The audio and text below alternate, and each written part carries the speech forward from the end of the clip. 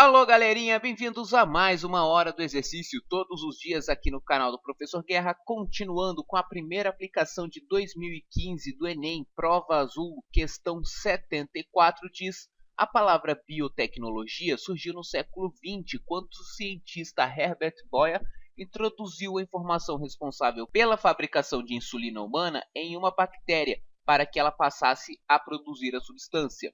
As bactérias modificadas por Herbert Boyer passaram a produzir insulina humana porque receberam o que? Era uma vez a bactéria. E aí a bactéria tinha o cromossomo dela. Veio o tal do Boyer e botou um pedaço de DNA humano. Qualquer pedaço? Não, aquele que tinha o gene da insulina. Introduziu isso num troço que a gente chama de plasmídio.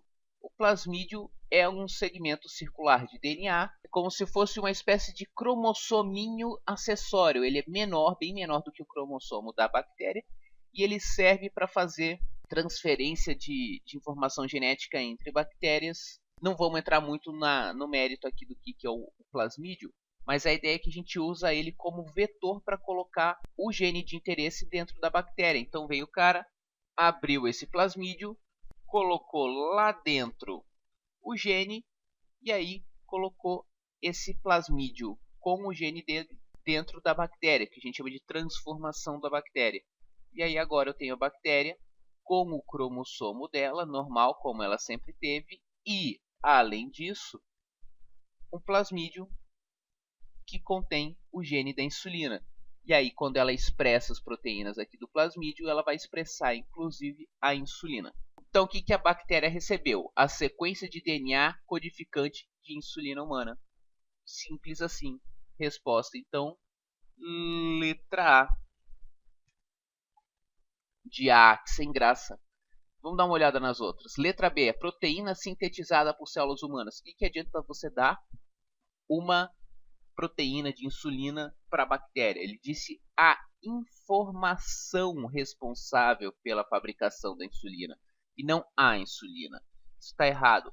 Um RNA recombinante de insulina humana. Se você der um RNA para a bactéria recombinante, ela pode até expressar uma. Se você conseguisse introduzir o RNA lá dentro, ele poderia expressar a proteína uma vez, mas não é o bastante para que a bactéria passe a produzir a insulina. Então isso aqui não é prático. Não sei nem se é possível. O RNA mensageiro de insulina humana, muito menos, porque o RNA mensageiro humano ele não consegue ser lido por bactérias, porque ele tem o RNA de eucarioto tem algumas modificações em relação ao RNA mensageiro de procarioto, o que torna a leitura um pouco diferente. E aí, um cromossomo da espécie humana também não consegue ser lido, porque cromossomo de eucarioto, além de ser muito maior do que o cromossomo de procarioto, ele tem várias coisas que o cromossomo de procarioto não tem.